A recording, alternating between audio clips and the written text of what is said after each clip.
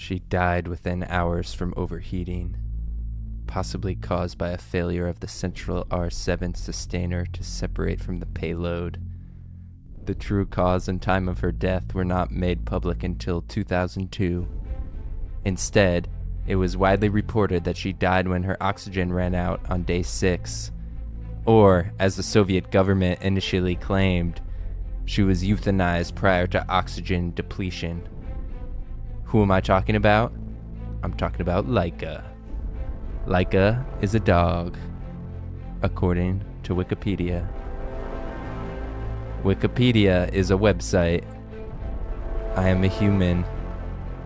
I am Will. And this is Willapedia. Cue theme song. This is 1069 WSEX Studios. This is Willapedia. Welcome to Willapedia. مرحبا بكم في Willapedia. Welcome on Willapedia. Bienvenido a Willapedia. Witamy w Willapedia. Van harte welkom on Willapedia. Willapedia에 오신 것을 환영합니다. This is Willapedia. Welcome to the first ever episode of Willapedia, the show where I talk about subjects I know nothing about using Wikipedia as my only source. The theme for season 1 of Willapedia is dogs. We'll be getting into super interesting topics like Ole Yeller, Balto, and Clifford the Big Red Dog this season. At least I think they'll be interesting. I don't know. I haven't read the Wikipedia pages yet. But I have read the Wikipedia page for today's topic, which is Laika. So for those who would like to follow along at home, you can type in wikipedia.org/Laika. That's Laika. Wikipedia.org/Laika. My guest today is also the producer of the podcast. Her name is Anna Fryxell. I like to call her Encyclopedia Britannica, but she doesn't like that name. I don't like that I can hear my breath. It's actually making me want to hold my breath, so I think I'm going to pass out. Yeah. Oh, yeah. Anna, how much do you know about today's topic, which is Laika? How do you know it's not Laika? Laika? I don't know. Are you pronouncing it correctly? Does Willapedia or Wikipedia have a pronunciation? They don't have a pronunciation, so I don't know. I can't comment on that matter. Bummer. Can you Google it really quick? Otherwise it's going to bother me. Sorry, no. I only have one source, but I can tell you that we're going to be diving deep into the Wikipedia page right now. So let's start with a quick definition. Laika was a Soviet space dog who became one of the first animals in space and the first animal ever to orbit the Earth. Hazel.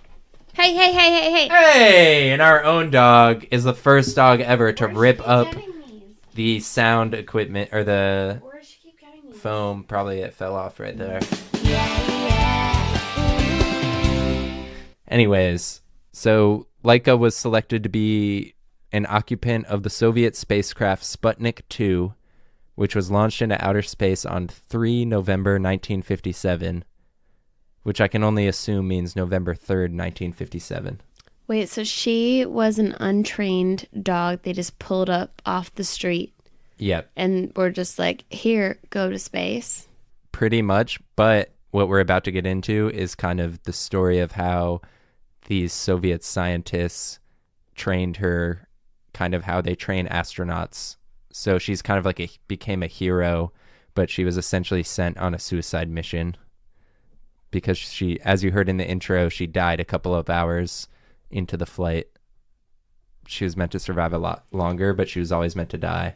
I honestly don't know if I can handle this story. I can handle serial killers, but for some reason, a dog dying against her own will is very sad to me. No, just wait, because she becomes a hero in the end. as it's uplifting. Because she was plucked off the streets, she might have died on the street, but instead she got to live a glorious life of going to outer space. But Can I you don't imagine? think she cared. I don't think she cared, but can you imagine like a dog like Hazel, for instance, or Laika, or any dog? Don't make me imagine that. No, just imagine a dog getting blasted into space and just like what they're thinking. Like when our dog Hazel like I don't looks wanna out the imagine window. it. When our dog Hazel looks out the window, her mind is blown. I feel like she enjoys it though. No. Anyways, I bet we'll she get was into really all that. scared. Well, she was. We'll get into that. But anyways, She was. Am I gonna be really upset about this story? No, because this I'm is really a great freaking story. out about it. And her story also ties in interestingly to the Cold War and the space race, and it calls into question the nature of morality as it relates to animal testing, like you've mentioned. But both the U.S. and the Soviet Union wanted to advance human spaceflight faster than their opponent. Even the U.S. was somewhat complicit in Russia sending the dogs up because they benefited from the scientific research of it. Kind of like if you've ever heard of the Americans, how we like the Nazis that did tests on all the humans back in the day. Mm-hmm. I know. I read a whole book on it. Okay, maybe that'll be a future topic. Future Willapedia Britannica. But first, let's go back to the beginning. Stop calling it Wikipedia, Willapedia, Britannica. What should It's it be just called? Willapedia. Okay, Willapedia featuring my guest, Encyclopedia Britannica. No. Anna. No. Okay, so the story of Laika's life. She was found as a stray dog wandering the streets of Moscow, like I mentioned. Soviet scientists used stray dogs in their experience because they assumed that the animals already knew how to survive in extreme weather conditions. It's like, think about Moscow, very cold. She was 11 pounds and approximately 3 years old. Her nicknames included Kudryavka, Little Curly, Zhushka, Little Bug, and Limonchik, Little Lemon. And Laika is the name for several breeds of dogs similar to the husky. A Russian magazine once described her temperament as phlegmatic. I don't know what that means because I haven't read the Wikipedia page, but apparently she did not quarrel with other dogs. Someone else called her quiet and charming. So what all this means is, and Wikipedia goes along into this, it's weird how much the scientists working with her liked her, even though they knew they were sending her on this suicide mission. They kind of like were her adoptive family for a while and gave her like that human interaction, and she was a good dog. That's not, you're not buying that? It's really bumming me out, to be honest. Mm. Like, she got picked up off the streets and thought she got rescued. But she got a and job. found a family, and then and then they blasted her into space. they like freaking like destroyed her. It's so upsetting. Yeah.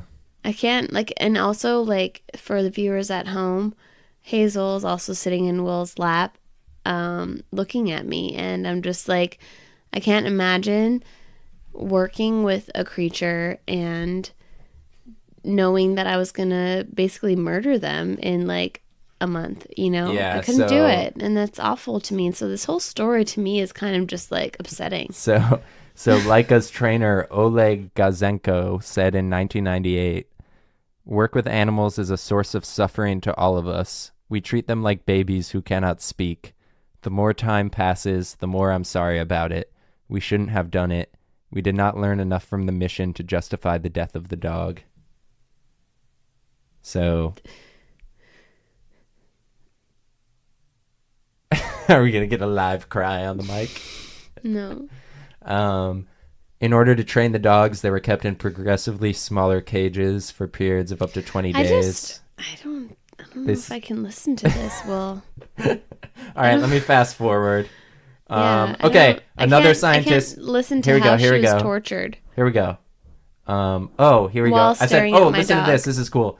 They were also trained to eat space food gel, which I think we should get our dog to do too. We have a dog together, Anna and I. Shout out to Hazel. Miss Nut. Okay, this is positive.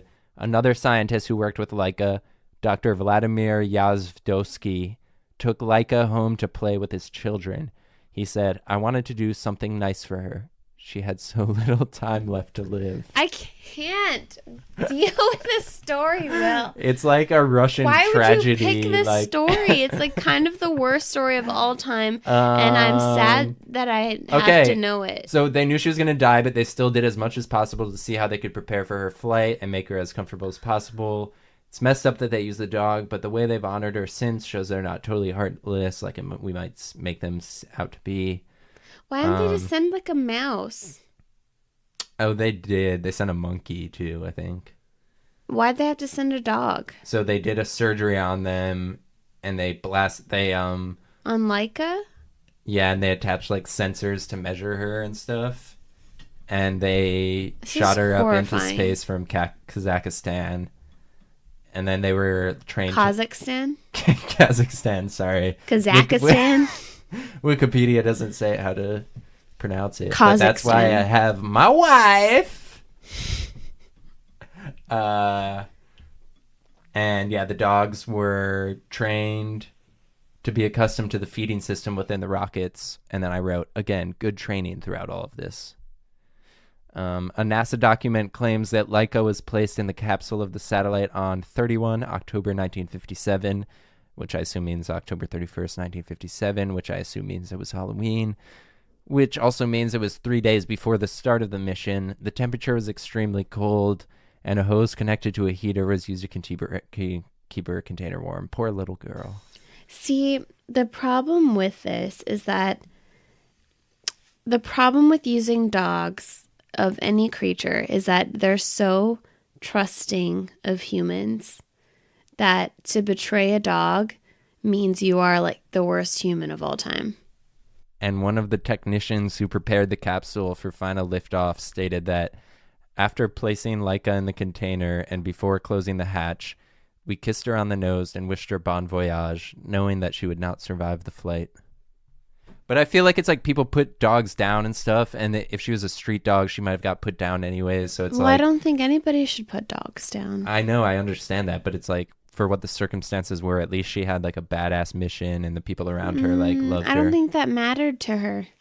Yeah, I guess that's true. That didn't matter to her at all. I think she wanted to have a family and a home and live a long, happy life. And they you're probably right. Experimented on her. And further, I don't appreciate the fact that they knew she was going to die. Why couldn't they have made it a situation where she might have lived? Mm-hmm. That I might have appreciated more. But they were like, yeah, we know she's going to die. Like, what was the point then? Shouldn't the point have been that they were testing it to see if it was like safe for humans? Yeah. That was what the point was. But they went into it knowing she was going to die. Because they couldn't get the rocket back for whatever reason or something. So that they shouldn't have done it. Yeah. That's asshole move. Anyways, the results of the experiment were her respiration increased to between 3 and 4 times the pre-launch rate at peak acceleration. Are you going to read to me how she died scientifically? Because I don't want to know. Essentially, some the viewers at home can look it up. Some heating thing malfunctioned and it got really hot. And she spent 3 hours in weightlessness. I can't. Sorry. Okay. Let's fast forward.